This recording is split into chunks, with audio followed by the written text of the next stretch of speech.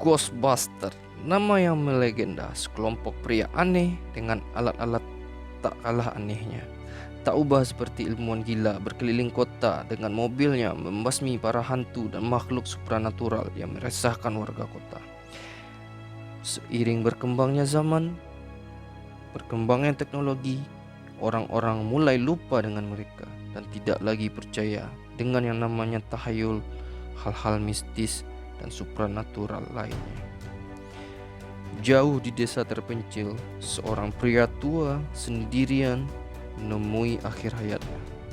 Setelah sebelumnya bergumul hebat dengan makhluk yang tak kasat mata. Kali ini Bang Mon akan cerita tentang pengalaman Bang Mon pergi ke suatu kota, kemudian Bang Mon dapat cerita dari warga di sana. Ya, kejadian itu baru-baru terjadi lah ya. Jadi Bang Mon akan ceritakan kisah ini yang Bang Mon dapat dari perjalanan Bang Mon ke Amerika. Waktu itu Bang Mon ke Amerika, pokoknya dengerin aja ceritanya. Dan ini ceritanya sangat menarik. Awal kisah, sebuah keluarga kecil dengan seorang ibu tunggal merangkap kepala keluarga mendapatkan kabar bahwa ayah yang lama tak dia lihat, tak dia jumpai, bahkan sudah melupakannya, meninggal dunia.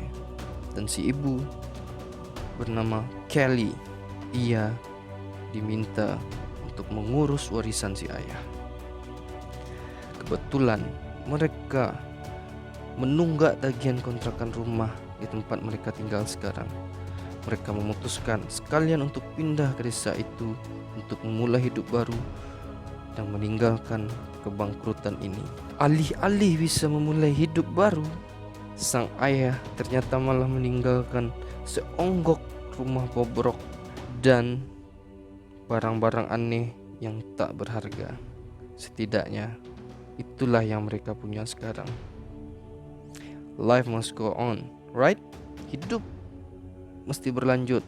Oke? Trevor, si anak pertama, tak terlalu menyukai hal ini. Dia benci untuk tinggal desa.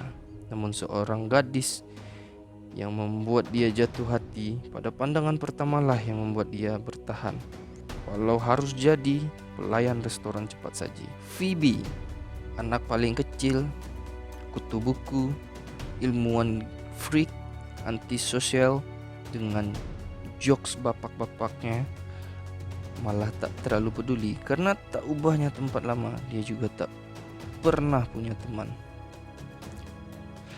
Phoebe yang masih sekolah pun menghadapi hari suram pertamanya masuk sekolah yang baru. Tak berharap banyak untuk hal itu. Malahan dengan anehnya bocah yang selalu berlagak seperti podcast memperkenalkan namanya dengan nama podcast, begitu dia sebut, ya seperti itulah. Tertarik dengan keanehan yang dibawa Phoebe. Tentu semua itu demi konten podcastnya yang bertajuk misteri dan hal-hal gaib. Phoebe terus dihujani pertanyaan tentang sosok kakeknya yang dikenal warga dengan si petani kotor, orang yang aneh dan menakutkan sekaligus. Seorang guru muncul, guru pemalas yang hanya menayangkan film lawas di jam pelajaran kepada semua siswanya. Kebetulan ya, guru ini temannya Bang Mon ya. Namanya si Paul itu kan. Di tengah pelajaran, gempa pun terjadi. Gempa itu memang sering terjadi belakangan di desa tersebut. Phoebe melihat sekilas Pak Guru sedang meneliti gempa. Dia berasumsi gempa itu berkaitan dengan hal mistis. Selain seorang guru, saintis, Pak Guru itu juga terobsesi dengan Ghostbuster, karena Ghostbuster lah idola masa kecilnya. Kembalinya ke rumah, Phoebe mendapati bidak catur di kamarnya bergerak sendiri. Kemudian makhluk tak kasat mata menuntunnya ke rubanah dan menemukan alat aneh. Podcast yang menjadi teman satu-satunya Phoebe diperlihatkan alat itu. mereka sama-sama bingung apa kegunaannya. Sepintas Pak Guru pun melihat dan menyadari bahwa itu adalah sebuah perangkap hantu. Mereka dengan cerobohnya berupaya membuka alat tersebut dan melepaskan makhluk jadi-jadian berupa perwujudan separuh wawau dan separuh kerbau. Pak Guru mengantar mereka pulang dan bertemu dengan si ibu yang membuat Pak Guru terkesima. Cie, Pak Guru sukanya ibu-ibu.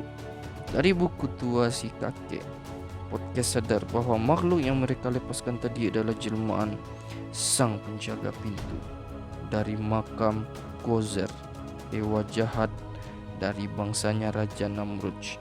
Di lain sisi, Trevor sedang hangout dengan gebetan serta teman-temannya.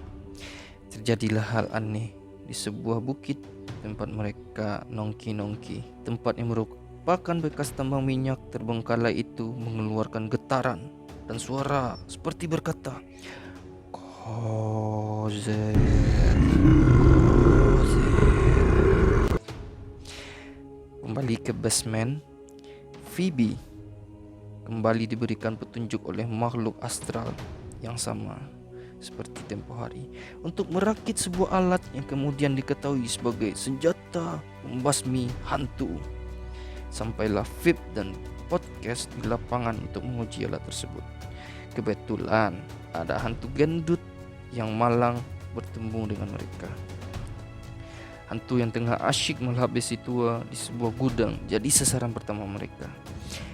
Pertempuran tak terhindarkan hingga mereka bertemu Trevor yang tiba-tiba mengendarai mobil legendaris milik kakek mereka yang terbengkalai di gudang. Tak salah lagi, itu adalah The Ecto-1 yang melegenda. Si partner Ghostbuster yang ikonik dengan logo hantu yang dicoret dan sirine creepy-nya. Tentu saja dengan plat nomor bertuliskan Ecto-1. Kejar-kejaran dengan si hantu gendut pun membawa separuh kota kecil itu rusak. Hantu gendut pun berhasil ditangkap dan diperangkap di dalam perangkap hantu pada akhirnya. Tindakan mereka menggiring polisi untuk menilang mereka bertiga. Phoebe, Trevor, dan podcast dimasukkan ke kurungan oleh Pak Polisi yang kebetulan adalah papahnya si gebetan. Phoebe kemudian meminta haknya untuk menelpon. Kemudian ia mencoba menghubungi sesepuh Ghostbuster dengan mendapatkan nomor telepon mereka dari YouTube yang menampilkan video lawas iklan mereka dulu. Hingga akhirnya pembicaraan tanpa hasil apa-apa, namun Phoebe sempat menyebutkan bahwa dia adalah cucu dari Egon Spengler, petolan grup legend ini. Dengan jaminan dari orang tua mereka, akhirnya dibebaskan dengan si ibu yang terlihat bersama Pak Guru di mana mereka habis makan malam berdua. Cie, setelah kekisruhan mereda, roh penjaga pintu pun bergentayangan mencari inang dan malangnya si Pak Guru pun tertangkap.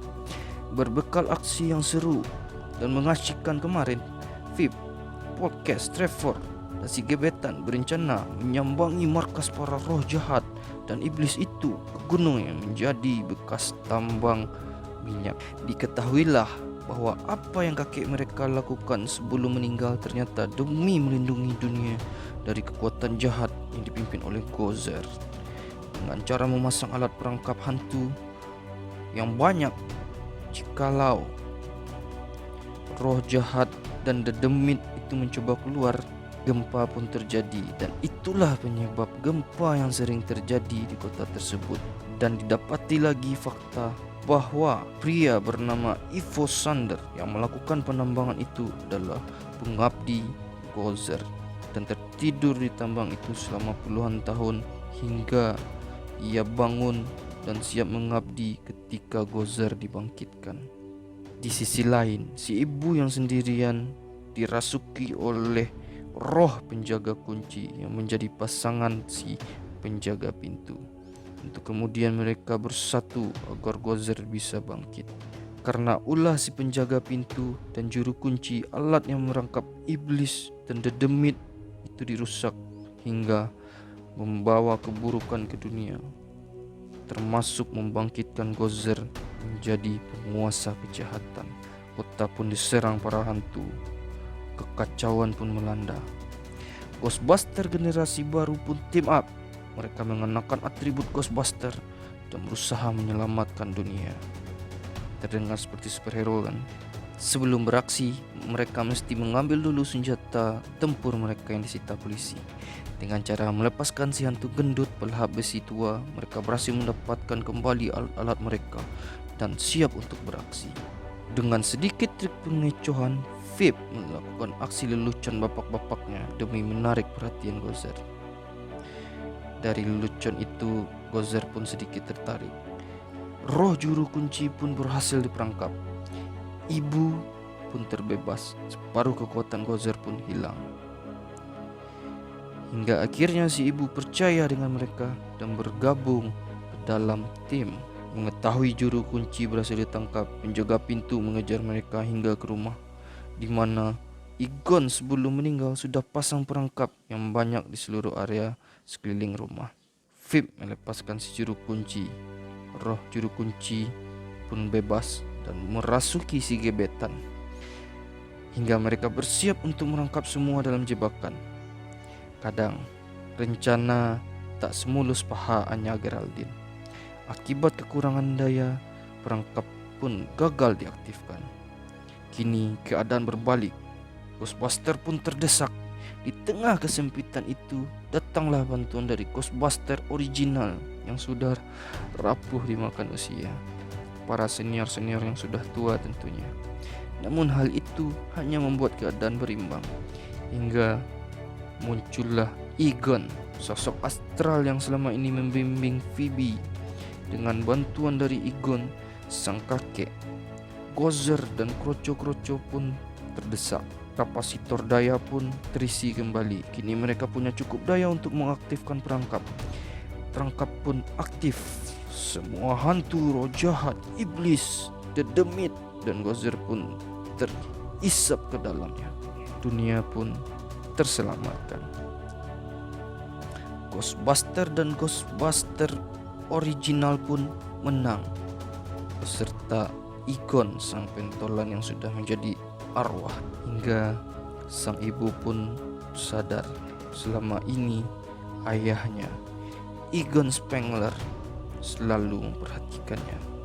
Hanya saja ada dunia yang mesti ia selamatkan, dan itu lebih penting dari bersama anaknya. Kedamaian pun kembali ke dunia.